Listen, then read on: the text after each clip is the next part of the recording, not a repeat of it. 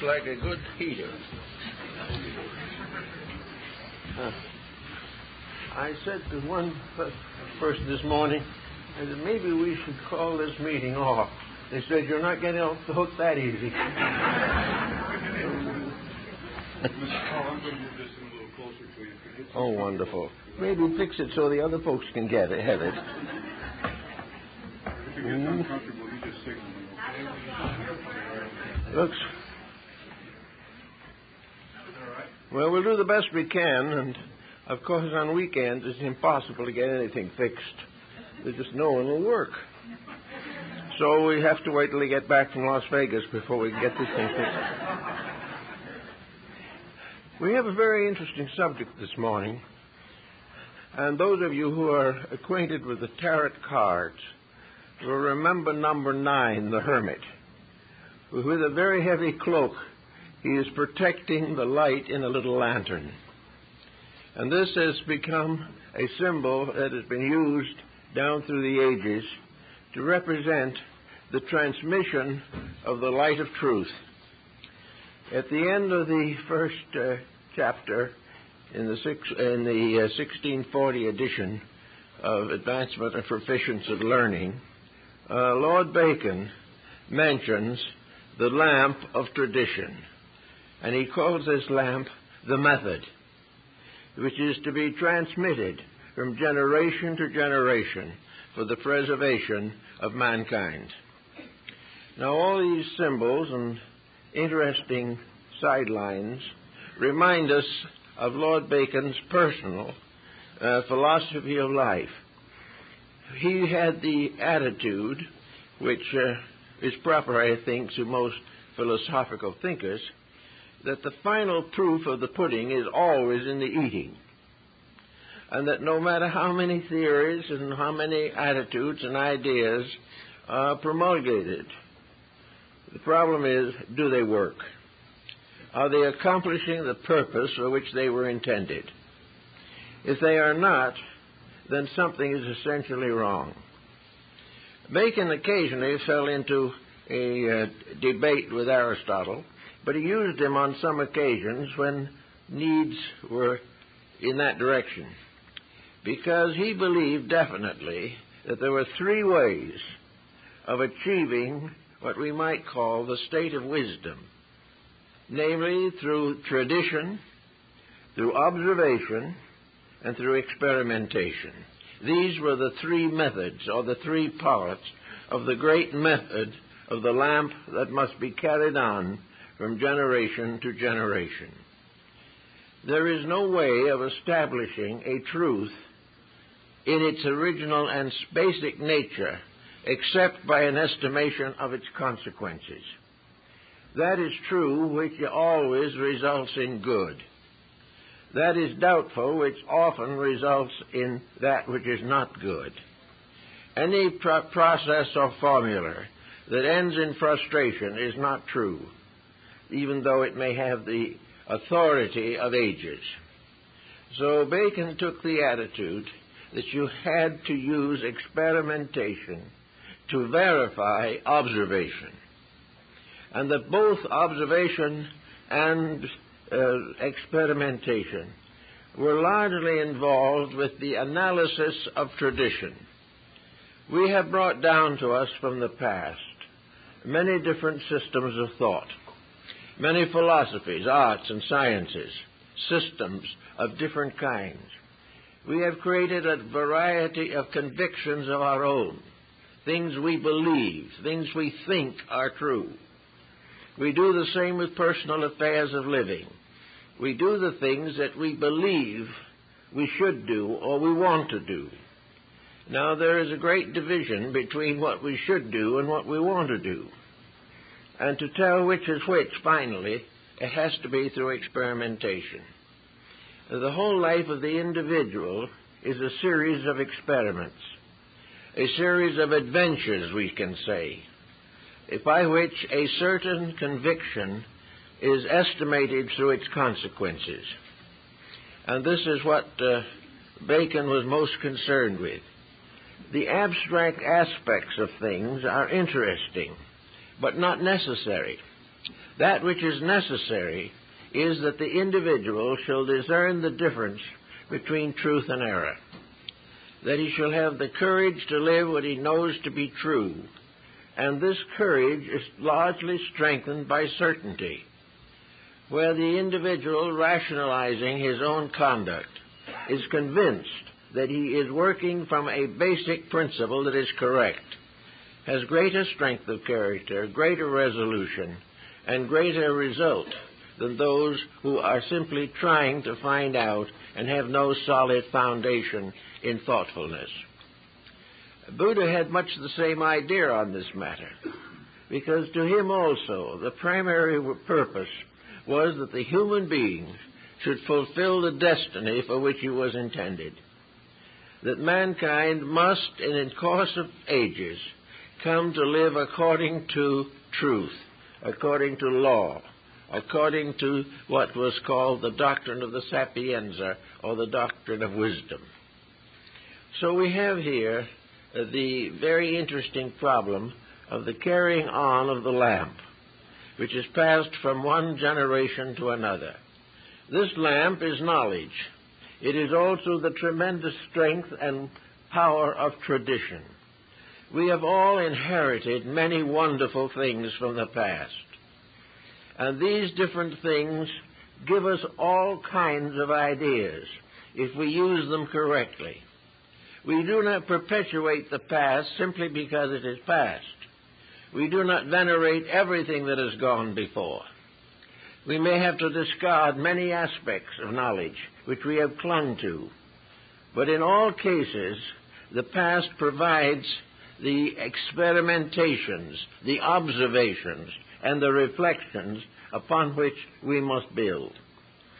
It is useless to say that any generation is a structure in itself with no reference to past or future. All forms of life and knowledge are a stream flowing down through ages of human experimentation. Now, somewhere in the very remote past, for instance, the Phoenicians invented money. Now, that was a major invention.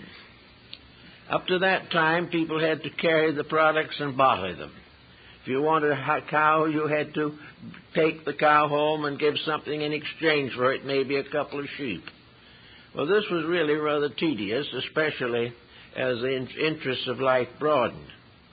So a barter system was established. And the barter system was intended, from all ancient accounts, from the beginning of time, for one purpose only: to simplify exchange. It was to enable the individual to accomplish certain transactions without unwieldy or impossible circumstances.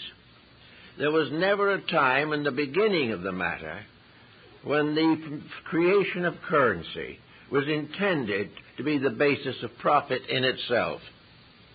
In other words, antiquity did not have the idea, certainly in Sparta there was no such an idea, that money was business in itself.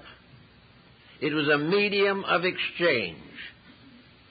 And as gradually time went on, this medium of exchange, which was necessary, has proven not to be a convenience, but a tremendous inconvenience. It has gradually resulted in the perversion of most human activities.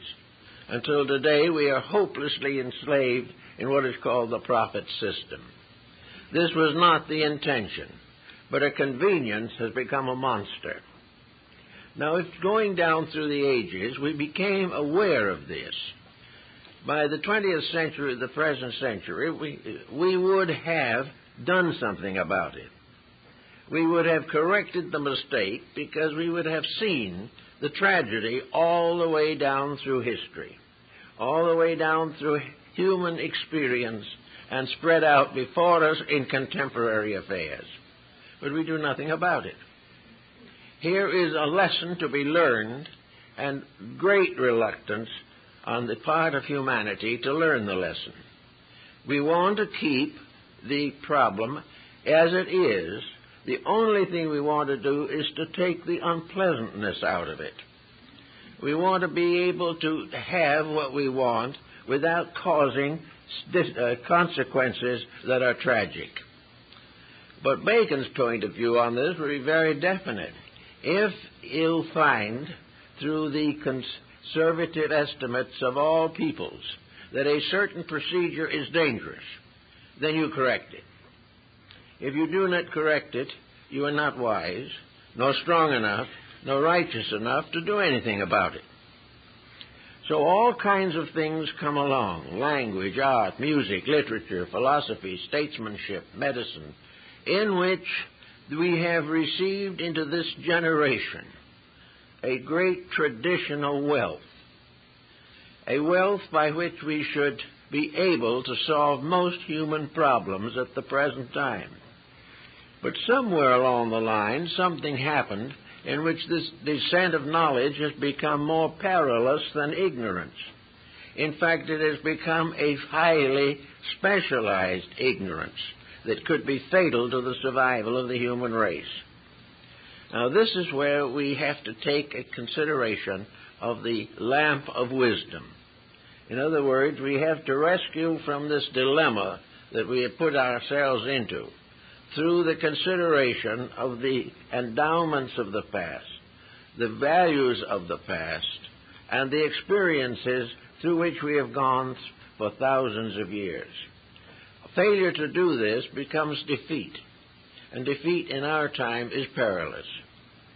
Now, some will say, and have tried to say, that this is a different generation, that we can do now successfully things that we would have considered bad a few years ago. But Bacon was concerned with the terms good and bad very basically. Anything which in its consequence is not good is bad. Anything by means of which the problems of humanity are complicated, made more dangerous, is not good. Science, for example, has finally handed us nuclear physics. This is not good. All the experimentation, all the tossing about of honors, all the discussion of the great progress we make, all these terms are meaningless if the end product of a certain system or stream of tradition is misery, danger, and cause for continuing anxiety. We have also gradually come, as Bacon points out, to a place where decisions have to be made. What are we here to do? Why are we here in the first place? Is there any reason for us? Or are we simply one of those biological phenomena that exist in nature? Or is there such a thing as a biological experiment in nature? Is everything intended? Is everything lawful, reasonable, organized, and inevitable? Then we are making serious mistakes. Out of the past, as Bacon also pointed out, we have one tremendously valuable heritage, and that is religion. Religion is a science or an art of right and wrong. It is that which tells us what we should do and what we should not do. Now, this religious descent, however, has gradually become complicated. A great deal is included in religion today that is not religious. A great deal is included in theology which has no foundation in basic theological concepts. We have gradually commercialized religion as everything else, and also in the process of so doing have committed one very serious error, and that is we have continued to maintain the structure of theology but have disregarded its moral advice. To Bacon, religion was a system of morality. It was an ethic without which we cannot survive. Therefore, from the whole descent of religion, from the earliest time to now, we have a great panorama of man's search for spiritual integrity. We know what has gone before. We know the mistakes that have been made. We recognize the revelations and the revolutions that have arisen in religion. And we say to ourselves, religion is a science for human perfection. Why then is it constantly involved in bickering and, in many instances, violent crime? Why do we commit crimes in the name of religion? Why do we destroy in the name of truth? Why do we deform in the name of beauty? All these things add up to a matter of consideration. And that most of our consideration at the moment deals with that part of our own nature with which we are dominated. The human being, the average person, is moved by certain pressures within himself. These pressures are not very strong when he comes into the world, but as he's here longer, the pressures increase within himself and are pressed against him from outside sources of one kind and another. So that gradually what we call education today fits the individual to perpetuate the miseries and misfortunes of the ages. He is taught to do what everyone has done, but he has not been shown that everyone who did it failed. This has been one of the great problems. The belief that many people still gloriously maintain that they are going to be exceptions. Other people are punished for their mistakes, but we won't be. There is a certain interior absoluteness in our own nature which gets in the way of our integrity time and time again. But if we become more thoughtful, if we decide to make what Plotinus called philosophy our journey, then we begin to study these different factors to find out what we are doing to ourselves or for ourselves, and making such decisions as seem advisable. I think one of the most important things that we have to realize, and which may be slowly appearing to us, is that we are not improved by acceptance or rejections alone. We can accept the Bible, but this does not make us religious. It simply provides us with a textbook by which many generations have been benefited, and which also has been used in many cases to harm and injure believers and unbelievers. But we are not good because we accept it. We are not Christians because we are baptized. We are not Buddhists because we live in Asia. These things are secondary and tertiary factors. The main problem, as Bacon points out, is the life of wisdom is not to be perfected by reading good books. It is not by being an Aristotelian or a follower of Nietzsche or Schopenhauer that we become wise. All these systems do not do anything for us unless they are taken into consciousness and used to change conduct. In other words, religion is a matter of conduct. It is a matter of relationships. And we find in time and time again that the religious person does not realize that there is any inconsistency in claiming to be deeply spiritual and at the same time living a life largely based upon selfishness and exploitation.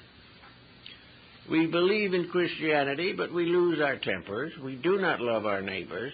We do not do good to those who despitefully use us. We are not serving truth or principles. We are belonging to something, but we are not of it. And one of the reasons for this is that religions have not failed man nearly as much as man has failed religions. But here again, we come to the philosophical life as it's expounded by Bacon. The philosophic method is not something that can be merely educated into existence. The individual can go to the university, major in philosophy, take up Baconian studies, and become proficient in all of the phases of the Baconian method, and still will not be a son of wisdom. He will not be a person whose life has changed materially and basically so far as morality and ethics are concerned. So we find individuals practicing professions and exploiting these professions and still regarding this exploitation as perfectly right and normal. Or, if there is a small qualm of conscience somewhere, it may not be right, but it is inevitable, and unless you do it, you will be a failure. So the problem of trying to reform society and build it into a better pattern depends upon the human being's personal acceptance of the responsibility of right conduct. There is no possible way that political conditions, psychological factors can be adjusted correctly unless integrity rules the relationships of people. They must be right motivated, and selfishness is never basically a right motivation. Now, scientifically speaking, we accept Bacon as one of the founders of science. And what is science? Science is presumably an exact methodology. It is a system of conduct or belief that is based upon constant experimentation and a continual observation of the facts of life. Well, selfishness is not without its obvious evidences. We have a problem, for instance, of integrities. Selfishness has gone on uncorrected from the beginning of time. Now, if we want to find out how to adjust this or change this, we have to recognize selfishness as a scientific problem that must be solved. The individual must learn that selfishness is detrimental. He must learn it more quickly and better, perhaps, than he needs to understand the rotation of planets. He needs much more to the major variations and improvements in personal conduct than he requires a study of the holes in space. It is not those holes out there that are giving us the big trouble. It's the holes between our own ears that are getting into most of the problems that we suffer from. And yet, science will not accept morality as scientific. This is the important point. It can be proven just as completely as the law of gravity. But because the proof is rationalizing rather than merely physical phenomena, it is not accepted. And yet we can prove scientifically what causes the troubles we're in. We can prove scientifically that these causes could be changed, because any problem that we know can be altered. It is ignorance or complete lack of knowledge that makes a problem difficult of solution. But we all know what is wrong.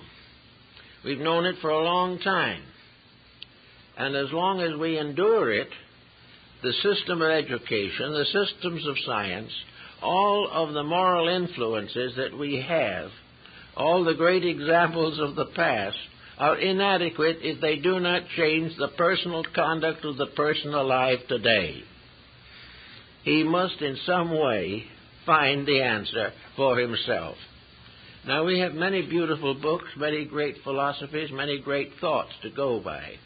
We have all over the world the sacred traditions of those who have lived well. They are the sons of wisdom. They are the bearers of the lamp. The lamp, therefore, is the light of inner truth. It is the light within ourselves which causes us to live according to actual realities. It is the light of inside spiritual soul power. It is that part of our nature which cannot be contaminated, but can simply be left dormant until we do something about it. Now, if we don't do something about these things, what is the result? The continuance of the thing as it is. Only things that are changed can be different. Only when the time comes that the individual takes a positive step in the direction of improving his own character will this character improve. So we now notice a long group of new organizations coming into existence. Organizations which are definitely desirous of assisting the modernization of integrities, that we shall find new ways of doing things better. We have to face these changes, but everywhere we cannot face them with platitudes. We cannot assemble simply in order to hold constructive ideas that are inconsistent with personal conduct. Conduct is the basis of morality and ethics. Conduct is the essential principle behind karma. It is what we do and not what we think about that changes our lives. The hope is that the inside part of ourselves will demand these changes, and that we will come near enough to the evolution of our inner lives that the inner life will begin to dominate external circumstances. Up to the present time, the inner life has been blocked by the appetites of the mortal or material culture. We have sacrificed our own integrity for benefits which are now proving to be very dangerous. So with Bacon, we have this passing on of the lamp, the idea that there has been, since the beginning of time, in this world, groups of people who have known the facts. Various terms have been given to them. Muhammad recalled these people when he spoke of the primordial sages of the world. In various religions they appear. They represent mysterious, powerful factors that have dominated life. In most cases, these original sages, if we might call them that, have had very quiet lives and sometimes have been bitterly persecuted. The better these people have become, the more they have taught, the more they have sacrificed, the more they have been ridiculed and persecuted. But the fact remains that no amount of ridicule can change a fact, nor make an untruth true. So back in those times where Bacon is talking about the sons of wisdom, there were these sacred mysteries, these schools, these esoteric bodies that existed to perpetuate the inner truths of life. Now, many people are unhappy because these organizations had a tendency to be what we have termed as exclusive. We feel that, many people at least feel, that these organizations have gone on nurturing a few favored persons and allowed the world as itself to go along as it was. That these institutions have not opened themselves to the common needs of the common people. It was the idea that these should be parental organizations that simply descended and took care of the needs of everybody. But such was not possible, and such was not the intent. It was what was hoped would prove to be a permanent motion in society, toward which those who were concerned with a better way of life could progress gradually to the understanding of basic principles. If wisdom is bestowed upon those morally unfit, it will become a very serious form of black magic. It becomes a terror and a danger.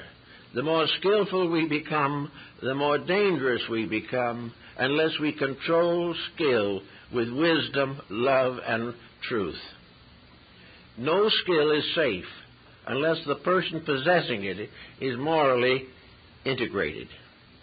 No skill can go along continually serving mankind usefully unless those possessing that skill do not abuse it, do not misuse it, and do not sacrifice the common good for personal profit or advantage. So a profit system has come in, by means of which the wisdom of the ages has been tempered down to the point where individuals can benefit materially from rules, principles, and laws that they are supposed to apply to the inner daily life of their conscience and their integrities. So we have all these things as the problems of the day, and we know these problems exist. Now we have 5 or 6 very great problems on our hands at the moment. These problems are not new. We've always had them. But congestion and population problems and various advancements in skills have made these problems increasingly dangerous. Until today, nearly every phase of our lives has been exploited. We are constantly alive in the midst of dangers, in which our fellow human beings become deadly enemies or very strange monsters of a jungle. This is why we now have to take the first basic step, as Bacon gave it in his passing on of the lamp. The first step is to be capable of using knowledge without abuse. We have to know we were here to learn. It is our moral privilege and duty to improve ourselves every way that we can. But knowledge must not hold out the bait of self-aggrandizement. We cannot accumulate knowledge primarily for the purpose of profit. And it is true, as it says in the Scriptures, that it doesn't profit anyone anything if in the use of things he loses his own soul. Now, the profit system has damaged every art, every science, every trade that we know. It has now become a matter of simple working for a fixed profit, which has nothing to do with character. To attain that profit, we may break homes, we may leave children orphaned, we may start wars that kill off half the population of a country. But these things have nothing to do with growth. They are simply proof of mental and moral sickness. And this continues too long. This sickness spreads like a plague until whole institutions and nations are destroyed. So the profit problem is definitely that the individual must learn to transfer his allegiance from profit to principle. The time was when selfishness wasn't very important because there wasn't much to be selfish about that meant anything. There was little outbreaks of bad disposition, but the average person did not have incentives, did not have examples which led him into great errors. But now it is all different. And we have this very simple thing to face, namely that wisdom has to be mysteriously earned. It has to be brought out of its mystery into the light of ordinary living by means of persons who are dedicated to the transmission of the lamp. They have to be individuals who have outgrown the common faults with which we are all suffering. If we look around now, we see fear developing in many parts of the world. We find a desperate grasping after something better, after a way of life that is more endurable and more purposeful. We also see the mistakes getting bigger and bigger. We see ourselves overshadowed by things we started, but we don't know how to finish. We also realize that behind all of these things, there was selfishness, cupidity, inordinate ambition, and uncontrolled appetites. Well, a human being has to grow up, and the time is coming when if he doesn't grow of his own accord, growth will be thrust upon him by disaster. This is not good to think about, but it is also true that the individual who is right also has a strange and wonderful protection. There is no exaggeration in the biblical concept that many may perish on one side and many on the other, but the just person shall not be moved. And we are beginning to realize that there is a strange kind of internal justice. And at the moment, many groups and individuals all over the world are reaching out to find the formula for this justice, to find out what it is that can bring the individual out of the dilemma and at the same time give him the incentives to a better way of life. This thought is also carried on by Bacon when he turns from the lamp to the new Atlantis. The new Atlantis is a symbol of a commonwealth, based much upon Moore, Andre, and many others, but a symbol of a world properly governed, a world in which there will always be room for everyone, where overpopulation will not exist, where crime will be reduced to a minimum, and where an individual will be honored for his integrities rather than his possessions. Also, we find constant temptations, most of them arising from the profit concept. Nearly every major fault we have today has been exaggerated because it was financially advantageous to somebody.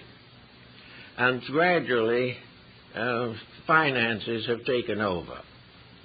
And I remember the fable that finds in Stanley's History of Philosophy, where someone was talking with a philosopher, and he said, why is it that great wealthy people feed the hungry and the poor and the sick, but never do anything to help the wise?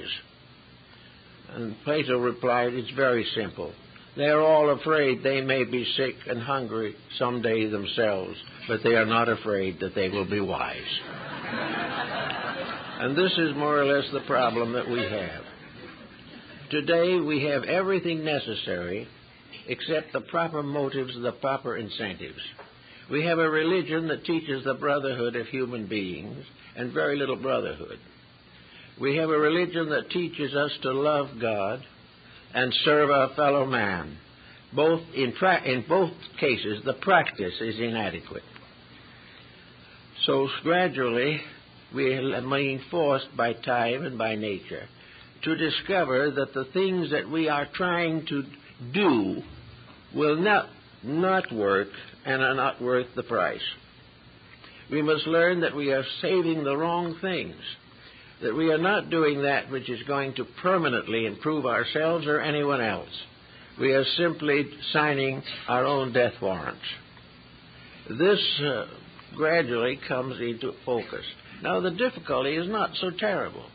It's amazing to realize that the solution is not in the skies or in the stars or in anything else. The solution is in the common sense of personal living. It's here. It always has been here. It's a very common thing. We find good homes, and we admire them. The parents are good people. The children grow up in a good environment. It's very wonderful. But no one really seems to say this must be the way it must be done. These people are exceptions. They're honored, but not emulated. And as a result of that, in many homes, selfish parents are neglecting their children. Badly raised children are becoming potential dangers to the environment. And everything goes along as it is. Why? Usually because of financial advantage. Usually because someone wants more luxuries, more privileges, and more liberties, but not more insights. This goes along in every walk of life. Great corporations are folding up every day. Nations are going bankrupt. Sickness is widespread. We are in worse condition now in many ways than we have been in a very long time. But nobody thinks of doing anything to get to the source of it. We're going to elect somebody else, but we're not going to do what they suggest, if they suggest right. And if they don't suggest right, there was no use electing them in the first place. But we are not making the personal changes. We are not forgiving our enemies. We're not getting over family grievances. We are still hating this and despising that. We still have some kind of a parade every time anyone makes an effort to do something. We live in a state of constant objection. Not every change is objectionable because it hazards our little private way of trying to achieve wealth. If it interferes with doing exactly as we please, it is criminal. But what we are going to find someday is that nature is going to step in and tell us we cannot do exactly what we please. We can't make mistake after mistake, forget about it, deny it, or try to prove it's right when we know it's wrong. We are in a condition now where we have to begin to change these patterns. Now, to Bacon, these changes were not just philosophical. They were scientific. The changes that we must make are just as real as the law of gravity. They're just as factual as any physical scientific institution can produce. They are facts that are proven to us in the great laboratory of the world, the laboratory that has been carrying on its experiments for more than 10,000 years of recorded history. The great laboratory is the world, and the proof of what is being done is the result it has upon the world. And the world now being in poor condition is a proof that the method is not correct. So Bacon decided, and definitely made possible, a realization of the method by means of which we can solve our problems. The method is very simple. Do not do that which is hurtful to anything. Do not live for your own personal profit alone. Do not live for your own satisfaction alone. We have now a series of problems. Narcotics, alcohol, to be two, and they are two powerful ones. And yet many of the people that are suffering from these ailments do not want to change. They have the inalienable right to destroy themselves if they want to. Now, this is something that cannot necessarily be equated in terms of law, order, imprisonment, judgment, and these things. The problems are definitely that the human being has an inalienable right, he feels, to do as he pleases. And he has not yet learned that if he does what he pleases without correcting his mistakes, he is going to end in absolute abject misery. So it becomes time to look into the causes of the thing. And Bacon found out a long time ago that the cause of the whole thing is something inside of the human being, which we call egoism or egotism. It is the irresistible desire to do exactly what we please. That when we want to hate, we will hate. When we want to fight, we will fight. And when someone else sells us a deal of fighting because they want to take over a country, we will help them do it. These things are part of an uncontrollable determination to make the mistakes we want to make. I know I've worked with a good many alcoholics along the way, and most of them have come to the point where to have a drink is more important than to live. And they are perfectly willing to die, usually with delirium tremens or some other unpleasant symptoms, rather than change. And in the narcotics problems today, we find that the cocaine, for example, that those who use it say that while they have a high, they are 10 feet high. They rule the world. They can do everything. And when they are not under the influence of the narcotic, they can't live with themselves or anybody else. They are suddenly helpless people, too small for the world in which they live. So they take narcotics in order to feel great. Well, it would also seem as though this is pretty obvious, that something is basically wrong. Now, we have many people who are trying to do something about it, but they've run against another problem, namely that narcotics are profitable, and profit is the final determination. If it is a cause of wealth for someone, there is always someone who wants to make that wealth, even if it's over the bodies of the dead he has killed. So this is the funny place, a sad place, the tragic place where we are now.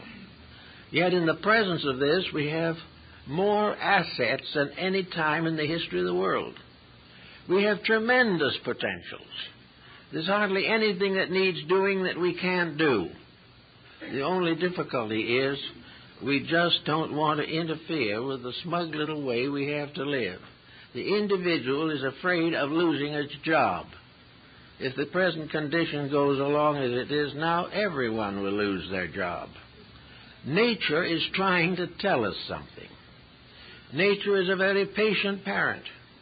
It is seeking desperately to make us realize that this world, this universe, is ruled by law and order. That the laws of nature cannot be violated by man with impunity. That when we go against nature, we go against survival. And that there is no amount of bribery by means of which we can bribe natural law. And all efforts to change it for our own advantage, without outgrowing our disadvantages, all such efforts are futile.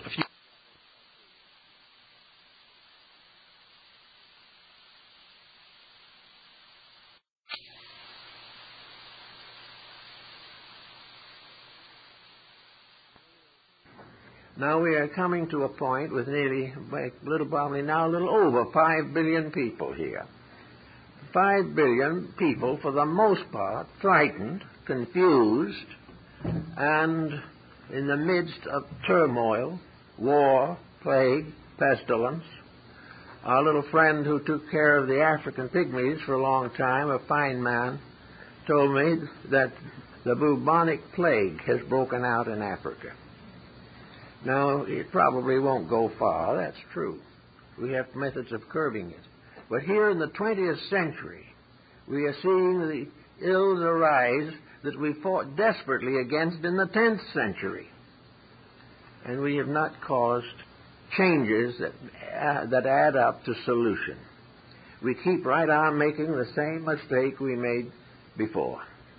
We are still frightened to death of the Turk and the comet and the plague, exactly in that order.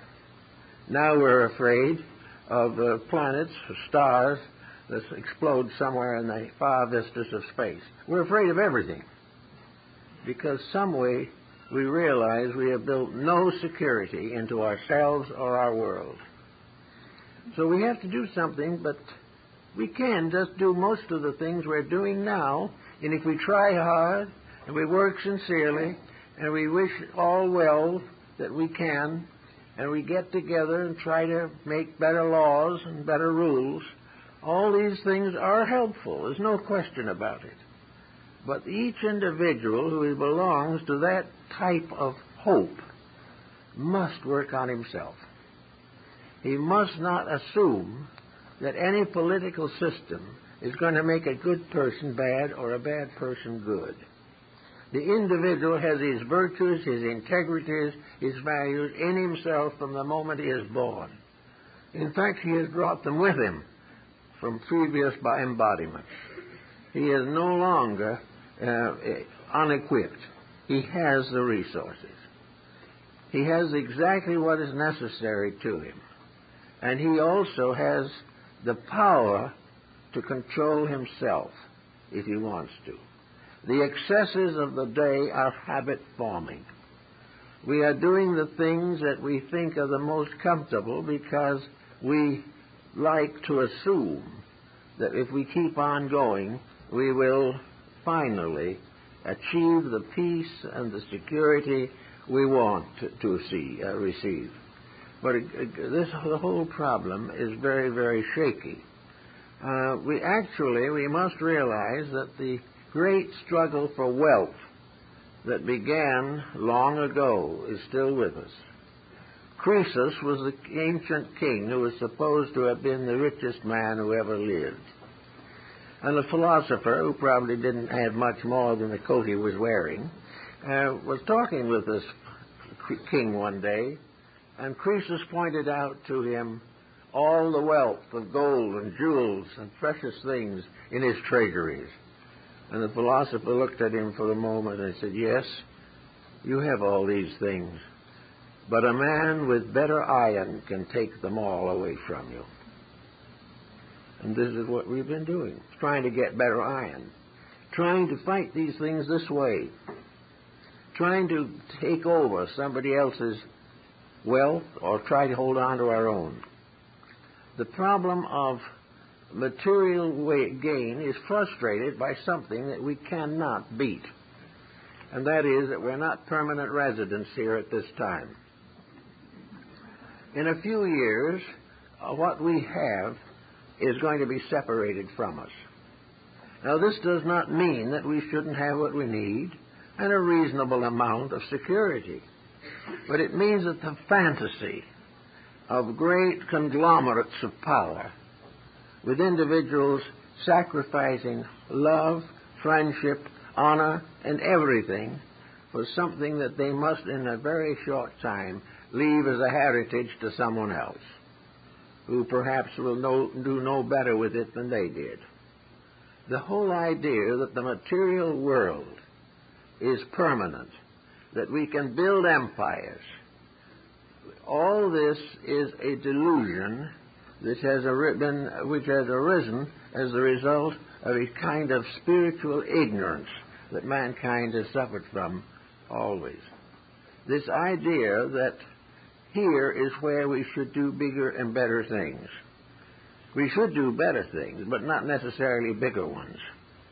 What we need to do definitely is to prepare ourselves to be citizens of eternity, a citizen of a world that is far greater than any wealth that we can possibly possess.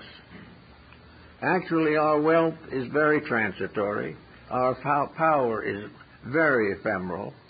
A few days ago, a citizen of the one major nation who had served it for many years retired. He had every high office that the country could give him, and then he decided that it was enough. So he simply stepped down of his own accord and decided to go back and spend the rest of his life as a gentleman farmer. This is an experience we all have to face, that all this, the power and glory and everything, is not what we are really looking for. The family is not going to be better because all the members are making high salaries. It's better when they are happy people, constructive people, expressing the higher emotions and desires of life. Bacon was one of those who believed that science was capable of unselfish love, that all this intellectualism was merely a kind of protection against a minor hurt of one kind or another, but that all knowledge is based in the fact that truth is worthy of our affection, that the truthful are the truly loving, and that everything that we do that is right makes more friendship, better relationships, and helps to enrich our daily experiences with each other. Everyone who wants to go out and try to help the world at this time should also be very much dedicated to the idea of correcting in himself the faults he objects to in society.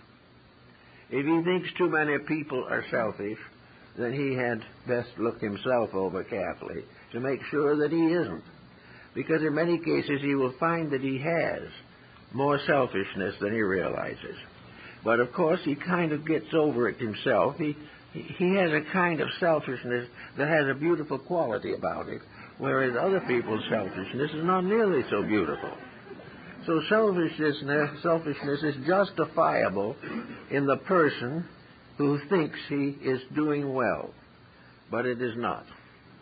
Here we have now organizations springing up everywhere of people who want to get back to facts and who realize that unless we do something, we're not going to get back to facts. And the effort to grow is wonderful, but it should definitely have two objectives. One, to help the world to grow, and the other, to make sure that we grow. Now, growth in this case has no relationship to bodily or material advantages. Growth is not to have more. It is to be more as a living being. Growth is to have a greater insight, a greater internal resolution, a broader and deeper vision of the purpose of things, And without this inner maturing, the exterior has no defense. If we do not live from the inside, then we will be the victims of our own material attitudes, and they are the ones that are giving us trouble.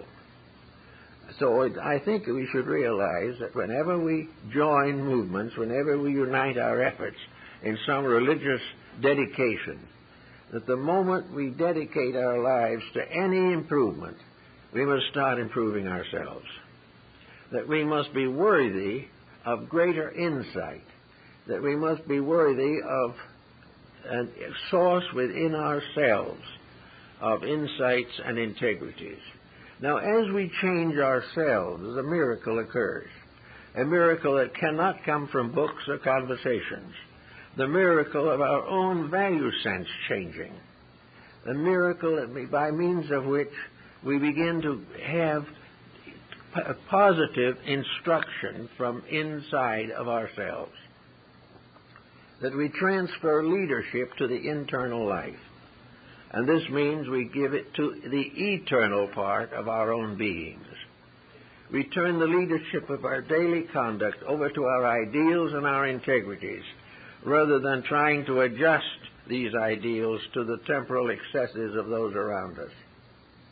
So with the correction of our own mistakes, a broader, deeper foundation for integrities gradually builds within us.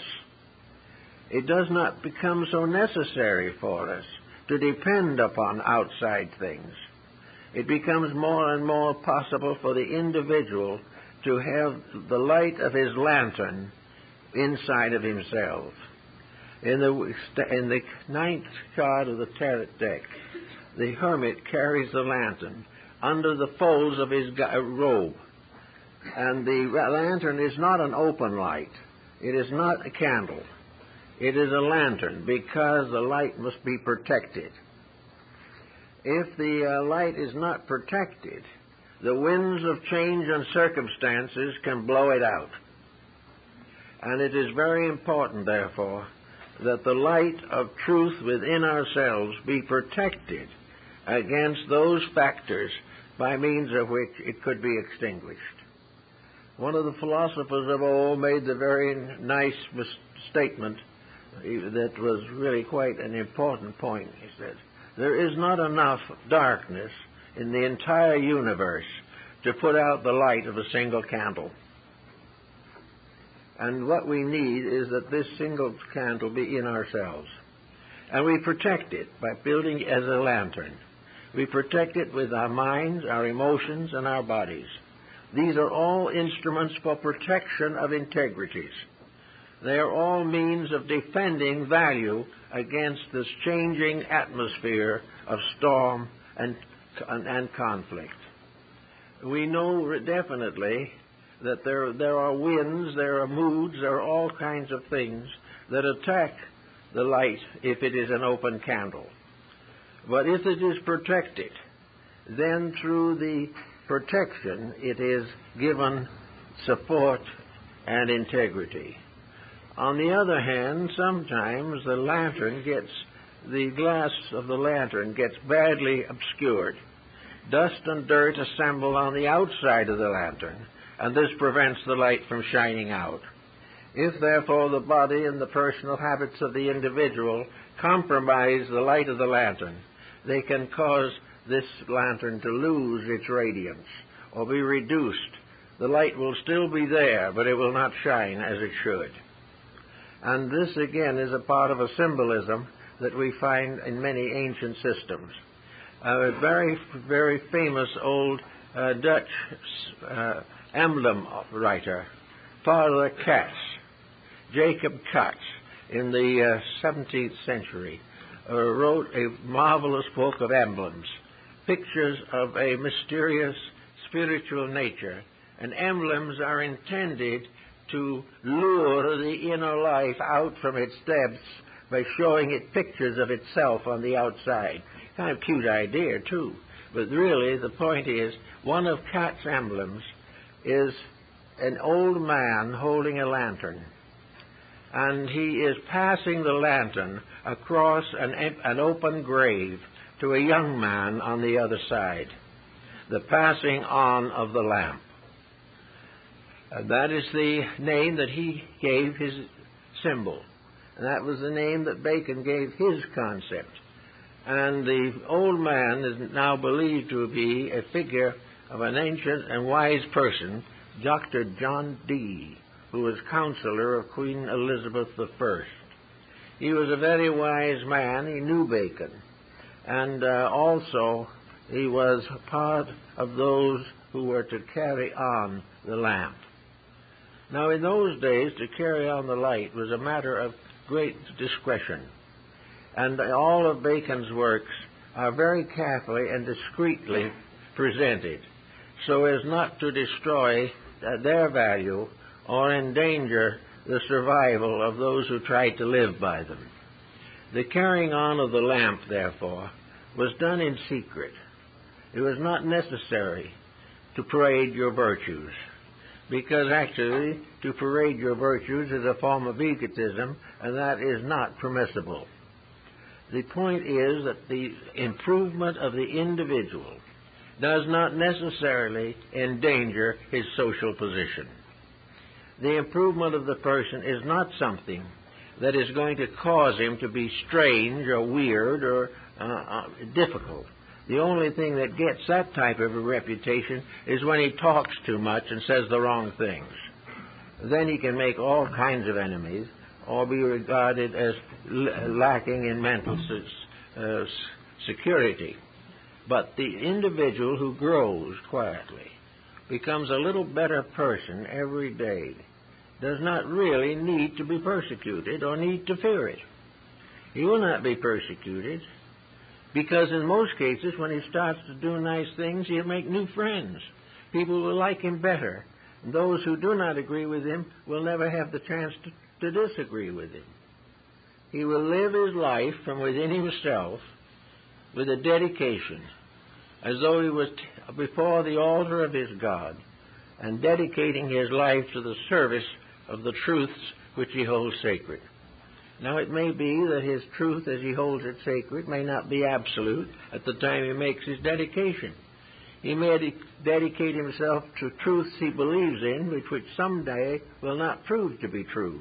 But they are the best he knows, the fullest and deepest and kindest of all his thoughts and of his intentions.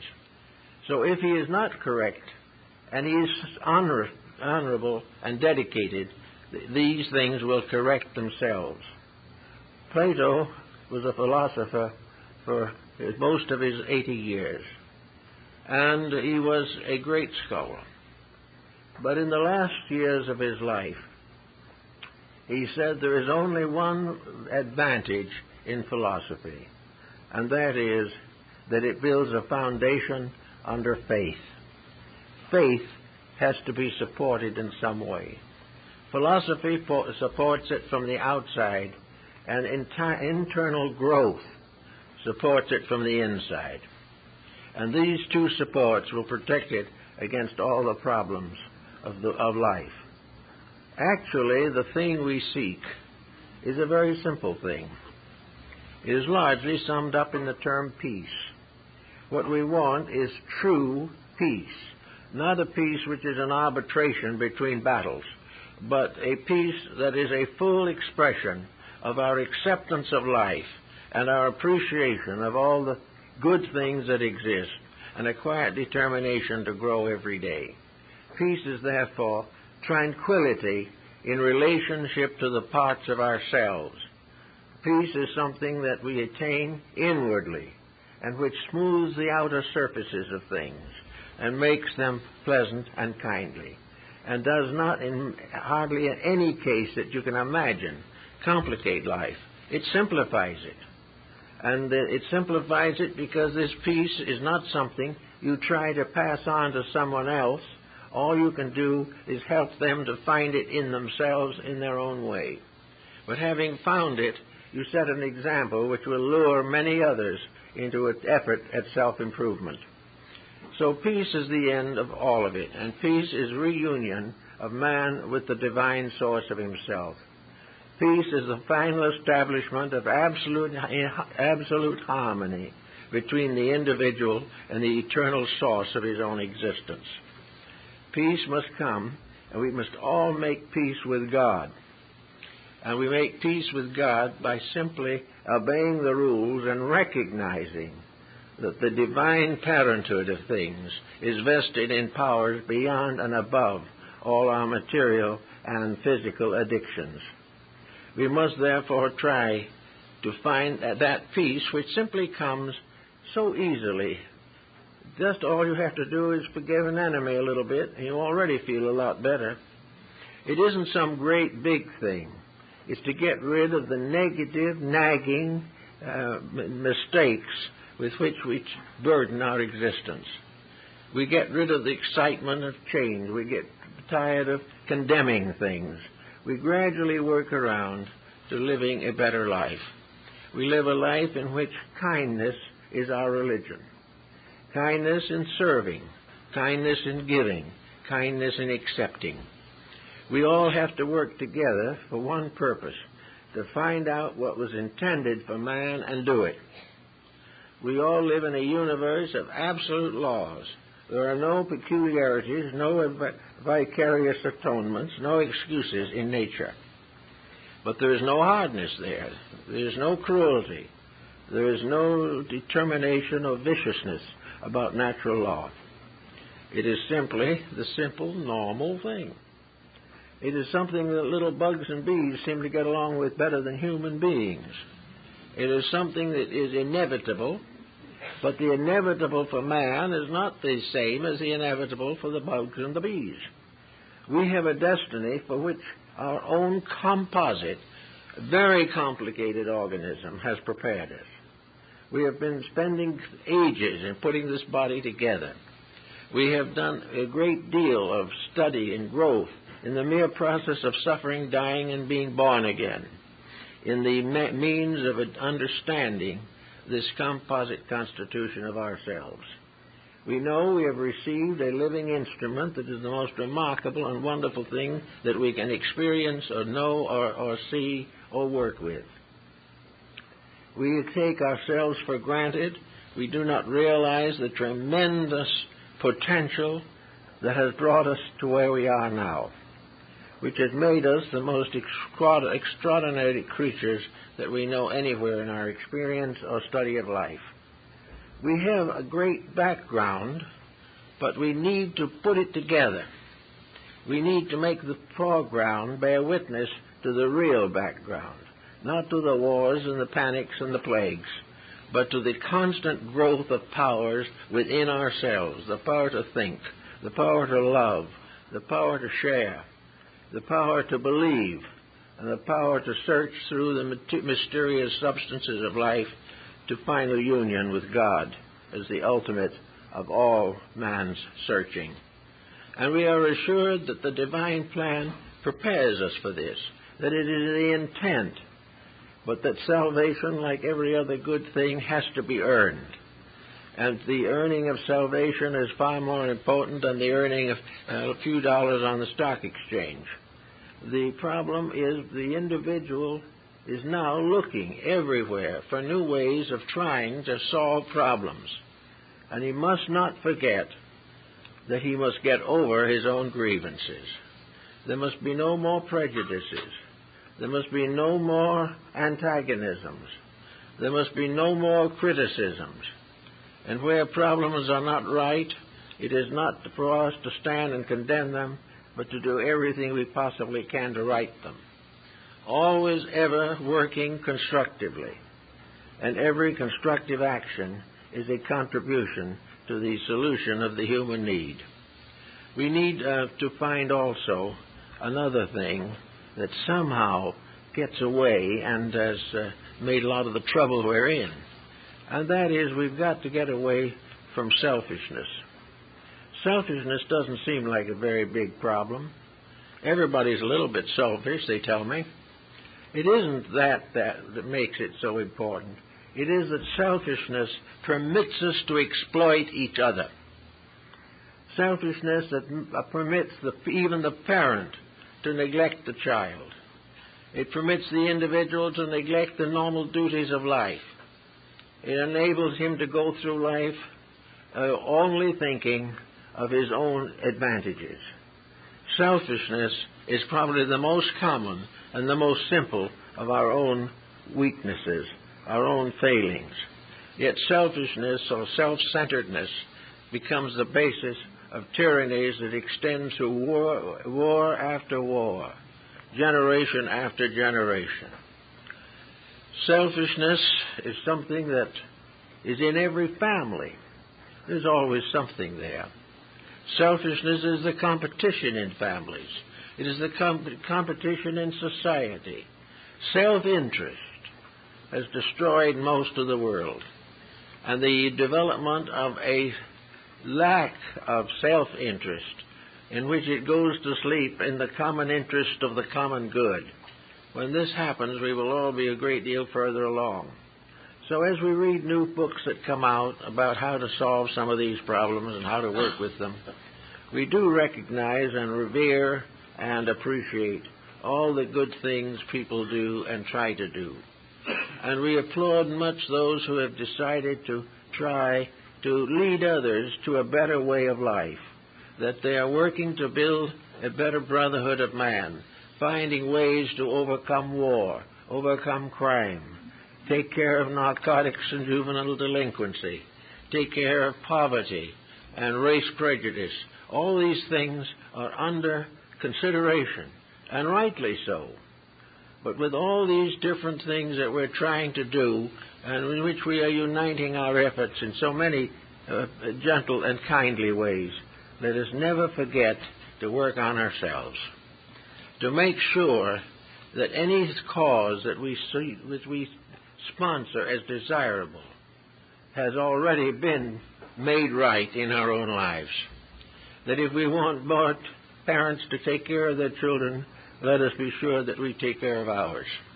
If we think that various prejudices are detrimental, let us be sure that we do not carry any of those prejudices in ourselves. And if we have any unreasonable ambitions, if we are willing to compromise principles for profit, or do not use what we have wisely, we should begin at the present time. People have different amounts and different ways and different conditions in which to labor. Those who have great means have to administer it wisely. The continued accumulation of wealth without use is a sin against life. Everything that we need to do and which we see is necessary, and we point to it and say, this must change. Let us also, for a moment at least, sit very quiet and say to ourselves, is there anything of this kind in our own lives? Are we telling the world to change something we haven't changed? Are we unable to actually live the things that we believe? In religion, we think we are religious, but religion is not theology. Theology makes us join a church. Religion makes us share with all others veneration for truth and God. And the moment we get really religious, sectarianism fades away. And it is no longer our faith against somebody else's faith.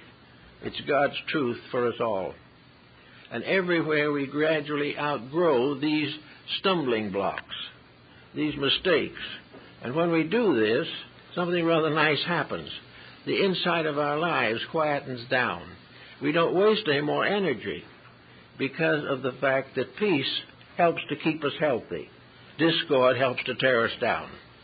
And every time we get angry, excited, or irritable, some little part of our own body suffers. It is as though a great tornado sweeps through the body when we have a temper fit. All these problems of quieting down the inner side is wonderful, because if we get quiet enough, if we become silent enough inside ourselves, we then understand the statement in the Bible, be still and know that I am God. We have to learn to be still. And that means the end of prejudice, the end of conceit, the end of arrogance, the end of unreasonable selfishness in all its branches. Be still and know that we are God. And only when we are at peace with ourselves can we know God inside of ourselves as the source of peace. The way that leads to deity is always a way of quietude. No one ever stormed the gates of heaven. We have come quietly back to our Father's house. We have come back to the source of ourselves, gentle, kindly, and understanding. And as we become more kindly in those ways, as long as we begin to correct our own mistakes, we will observe some remarkable changes in society. We will discover for our joy and benefit that as more and more people make their own lives organized in way of service to others, the better everything becomes. And the people who are now trying very hard will not only try with all their hearts and souls, but the divine eternal truth within them will become their guardian, their guide, and their protection in time of trouble. We must develop more of this kindly life of service, this gentle realization that the universe is a beautiful thing, not simply something that has to be conquered periodically, that we are here to use nature, that we have been given a garden and have turned it into a desert. But the seeds are still there, and a little water and a little human kindness, and the desert will blossom as a rose. So it all works back into ourselves. And Bacon says that the passing on of the light, or the passing on of the great key to the method, is learning and soul by dedication to right use. That everything we learn, everything we know, is a new responsibility for integrity and a new opportunity for service. When we begin to understand that very thoroughly and live accordingly, situations get pretty fair. And we will have more energy, less sickness, and we'll find this life much more agreeable, useful, and enlightened. And I'm sure that's what we are all trying to accomplish. And I think we are beginning to realize more and more just how the job has to be done. Well, I guess that's it for the morning. But I'd like to call attention to the fact that my wife's meeting at 1:30 this afternoon is going to be devoted to the subject of education and re-education. And a number of cards have been given out, and the meeting will be at 1:30 this afternoon here, and I'm sure many of you might be interested in attending and seeing the very remarkable approach that she has to these problems of life, approaches that I think would also very much help you to be quiet in times of stress. We hope some of you will be here this afternoon. Thank you very much.